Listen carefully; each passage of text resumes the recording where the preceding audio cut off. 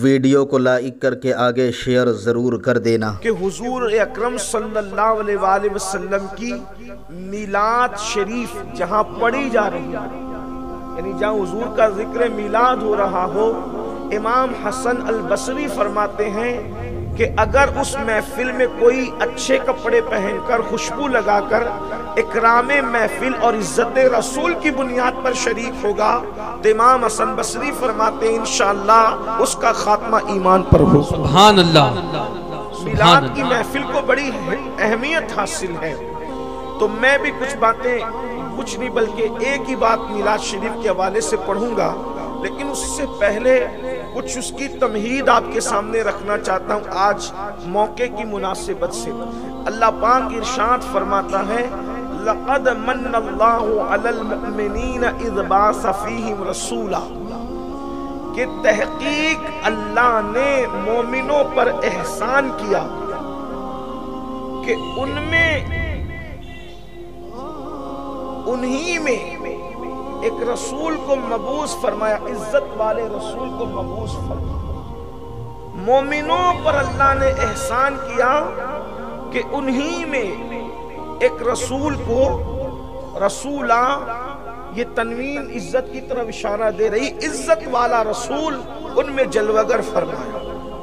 تو چونکہ قرآن مقدس کی ایک ایک آیت کے ظاہری 70 ہزار معنی بیان کیے گئے ہیں، تو ایک چیز آپ کو غور کرنی پڑے گی، میلاد النبی کے ذکر سے پہلے ایک چیز آپ کو غور کرنا پڑے گا کہ اللہ فرما رہا ہے مومنوں پہ اللہ نے احسان کیا کہ ان میں رسول بھیجا۔ رسول کس میں آیا؟ رسول کس میں آیا؟ مومنوں میں آیا۔ لیکن رسول جب تشریف لائے تو کعبۃ اللہ تو بتوں سے بھرا ہوا تھا۔ کون مومن تھا اس وقت؟ اس وقت تو مومن کون تھا؟ رسول مومنوں میں آیا، اس وقت تو مومن کون تھا؟ مومنوں میں رسول آیا۔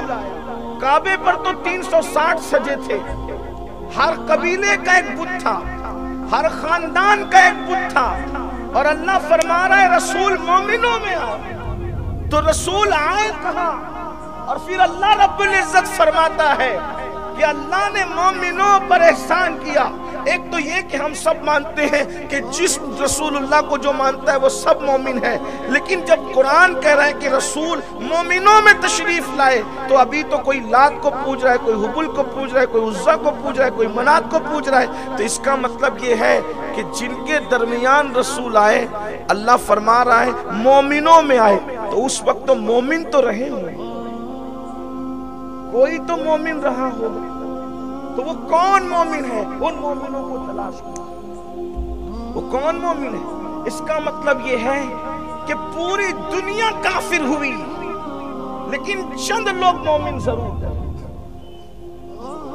مومنوں سے زمین کبھی خالی نہیں ہوئی، اتنے گر گئے لوگ کہ خدا کے گھر میں بھی بت رکھ دیا، لیکن پھر بھی اس زمانے میں بھی کچھ لوگ مومن تھے، اس لیے کہ دور آدم سے لے کر امام مہدی تک کتنے ہی لوگ بگڑ جائیں، مٹھی بھر ہی صحیح لیکن ایمان والے ضرور موجود رہیں گے، ایمان والوں سے زمین کبھی خالی نہیں رہے گی۔ تو اللہ اکبر، تو وہ کون مومن تھے جس گھر میں نور محمدی موجود تھا؟ ان گھر والوں کو اللہ نے ایمان سے مخصوص کیا تھا، جن کو چاہا تھا، جن کو چاہا۔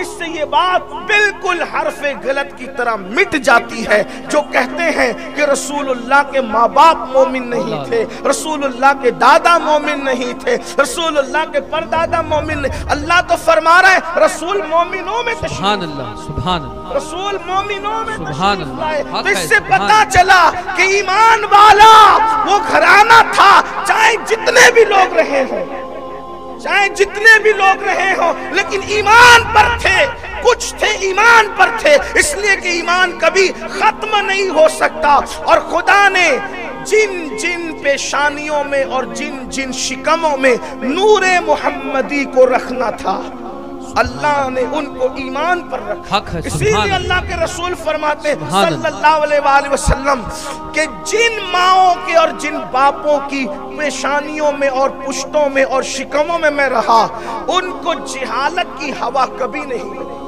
وہ کبھی جہالت کی طرف نہیں گئے، وہ کبھی جہالت۔ دیکھ لے سیدنا عبداللہ رضی اللہ تعالیٰ عنہ کو، میرے نبی کے ابا جان بہت خوبصورت تھے۔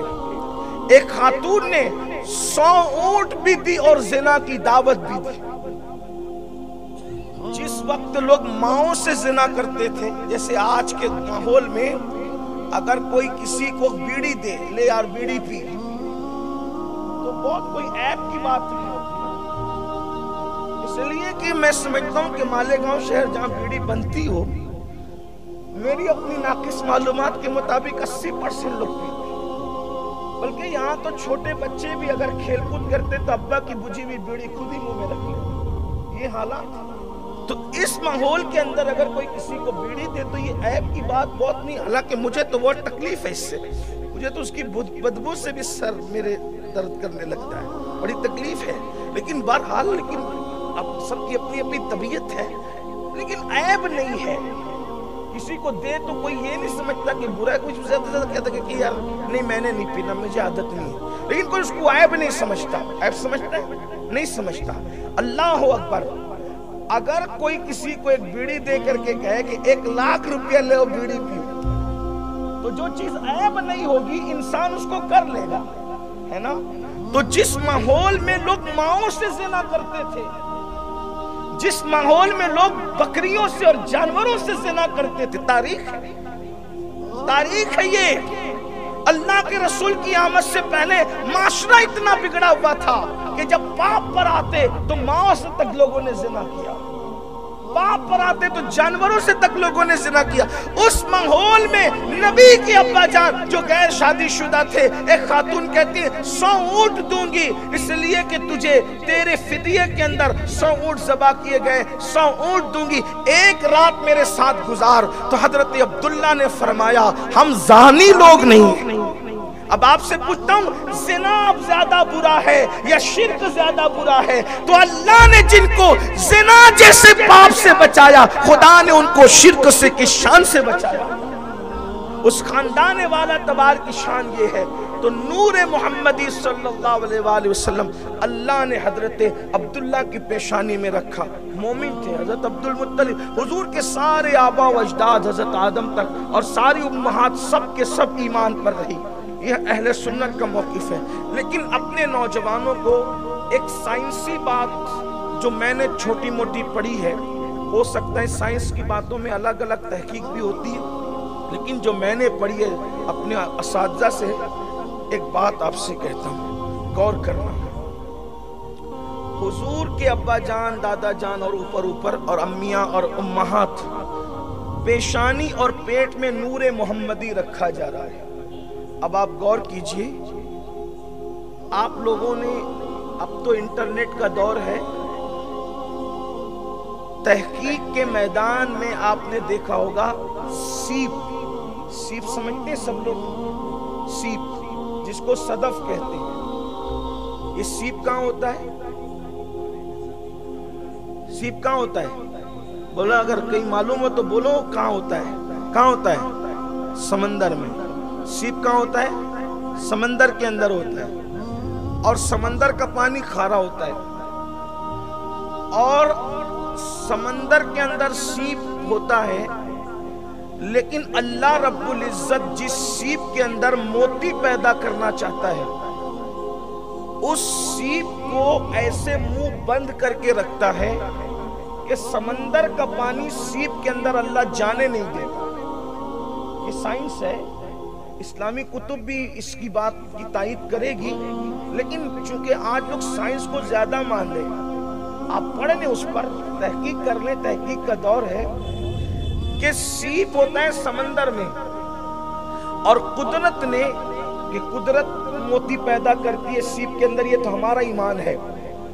کچھ لوگ اپنے اپنے طور پہ مانتے ہیں، لیکن چونکہ میں آپ کے سامنے رکھ رہا ہوں، سیپ ہوتا ہے سمندر میں، لیکن اللہ رب العزت جس سیپ کے اندر موتی بنانا چاہتا ہے تو اس سیپ کا منہ بند کر کے رکھتا ہے. کروڑوں اربوں خربوں ٹن پانی ہے سمندر کا، لیکن ایک قطرے کا کروڑواں حصہ بھی سمندر کا کھارا پانی اس سیپ کے اندر جانے نہیں پاتا، کیونکہ قدرت فیصلہ کر چکی ہے اس کے اندر موتی رکھیں گے، موتی بنائیں گے. تو پھر موتی بنتا کیسے ہے؟ اب موتی بنتا کیسے ہے اس پر کچھ تحقیق میں اختلاف ہو سکتا ہے، لیکن میں نے جن محققین کی تحقیق پڑھی ہے موتی کے بارے میں وہ یہ ہے کہ جس وقت قدرت سیپ کے اندر موتی رکھنا چاہتی ہے تو ایک رات ایسی آتی ہے جس رات کو جو سیپ خالی ہوتی ہے اور اس میں موتی پیدا ہونے والا ہوتا ہے، وہ ساری سیپ جو ہے جن جن میں خدا چاہتا ہے وہ سمندر کی تہ پر آتی ہے، اور سمندر کی تہ پر آنے کے بعد بارش کا عام طور پر جو لوگ موسم کہتے ہیں اس سے ہٹ کر وہ بارش ہوتی ہے. اس وقت وہ سیپ جو ہے اپنا منہ کھول کر آسمان کی طرف اپنا رخ کر لیتی ہے، اور اس کے بعد بارش کا قطرہ ایک ہی اس کے اندر پڑتا ہے، اور واپس سے وہ سیپ جو ہے اس قطرے کو لے کر کے سمندر کے اندر اپنی جگہ پر چلی جاتی ہے، اور اسی قطرے سے قدرت اس سیپ کے پیٹ میں موتی پیدا کر دیتی ہے. اندازہ فرمائے مسلمانوں، جب ایک موتی سچا قیمتی موتی جو کسی بادشاہ کے گلے میں لٹکنے والا ہو، جو سچا موتی کسی تاجدار کے تاج میں ٹکنے والا ہو، جو سچا موتی کسی میوزیم میں رکھنے والا ہو، وہ سچا موتی جو کسی کان کی بالی بننے والا ہو، لیکن ہے سچا موتی قیمتی، اس کے لیے قدرت اتنے تحفظ کا اہتمام کرتی ہے کہ جس سیپ کے اندر موتی بنانا ہے اس کو سمندر کے کھارے پانی سے محفوظ رکھتی ہے. اللہ اکبر. تو جس صدف کے اندر موتی بنتا ہے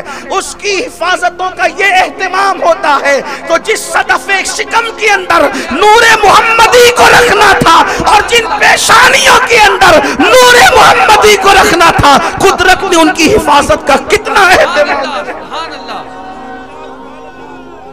سبحان اللہ سبحان اللہ سبحان اللہ سبحان اللہ سبحان اللہ سبحان اللہ. ارے جب غوث اعظم جیسے کو پیدا کرنے کے لیے ابو صالح جیسا باپ منتخب کیا جاتا ہے اور ام الخیر جیسی ماں منتخب کی جاتی ہے، عبد القادر جیلانی جو ولیوں کا سلطان ہے ایک سے اجازت کے بغیر بابا کھا لے تو برسوں اس کی چکائی کے اندر اور رائگی کے اندر کسی کے کھیت کو پانی دے کے راضی کر کے کیا کیا کر کے ٹائم لگا دیتے ہیں. اندازہ کریں ولیوں کا سلطان ابو صالح جیسے باپ سے پیدا ہوتا ہے اور ام الخیر جیسی ماں سے پیدا ہوتا ہے. ولیوں کے سلطان کے لیے ایسے ماں باپ چنے جاتے ہیں، تو جو نبیوں کا سلطان ہوگا ان کے لیے بابا کیسا چنا ہوگا اور امی کیسے. سبحان اللہ سبحان اللہ. زمانے میں نہ ان جیسا بابا ہوگا نہ ان جیسی امی. سبحان اللہ. کیا شان ہے ان لوگوں کی، حضور کی امی جان کی، حضور کے بابا جان کی. اب اگر آپ اتنی بات سمجھ گئے تو حالانکہ عنوان بہت دور تک جا سکتا ہے مگر اگلے عنوان کی طرف چلنا ہے. تو اللہ نے مومنوں پہ احسان. اب سمجھے اس کا مطلب یہ ہے کہ حضور کی ولادت اور بعثت کے وقت کچھ لوگ تھے جو توحید پر تھے، ایمان پر تھے، انہیں ڈھونڈیے، تلاش کیجیے. بہت ڈسکوری اور تحقیق اور ریسرچ کی طرف جا رہے ہیں، ذرا اس طرف بھی آئیے کہ آخر وہ کون اجلے دل لوگ تھے، وہ کون چمکتے چہرے والے لوگ تھے. جب سب لوگ بتوں کے وسیلے دیتے تھے تو وہ محمد الرسول اللہ کا وسیلہ تھا. تلاش کرے نا ان کو. تو عرض یہ کر رہا تھا حضور علیہ السلام کی امی جان ایسی اور بابا جان ایسے. اب حضور کی ولادت ہوتی، ایک ہی بات میں نے پڑھنی تھی، ایک ہی بات پڑھنی تھی، اور وہ ایک بات پڑھ کے میں رخصت ہونا چاہتا ہوں اور اپنی گفتگو کو دوسری طرز پہ لے جانا چاہتا ہوں. حضور علیہ السلام کی ولادت ہوئی تو ولادت کے وقت پوری دنیا میں انقلاب آیا. ایک عجیب انقلاب تھا. پرندوں کے اندر آپس میں باتیں کرنا، بارش کا ہونا، چڑیوں کا چہکنا، جنگل کے درندوں کا ایک دوسرے کو مبارکباد پیش کرنا، मशरिक मगरिब और काबे की छत पर झंडे का लहराया जाना, ईरान के बादशाह का महल उसके 14 किंगरों का टूट कर जमीन पे गिर जाना, बादशाहों के तख्तों का औंधा हो जाना, बुतों का औंधे मुंह पड़ा रहना, काबतुल्लाह का सरकार आमिना के घर की तरफ झुकना, इसी तरह हजर अस्वद का बज़बान हाल से बात करना, जानवरों का ज़बान हाल से एक दूसरे को मुबारकबाद पेश करना, इसी तरीके से दरियाए सावा का पानी खुश्क हो जाना, चश्मे समावा का पानी जारी हो जाना, फारस का आतश कदा जो 1000 साल से मुसलसल जल रहा था अचानक उसका बुझ जाना, ये सारी निशानियां हैं। और याद रखना, इसको आज के 2 रकत के किसी इमाम ने नहीं लिखा,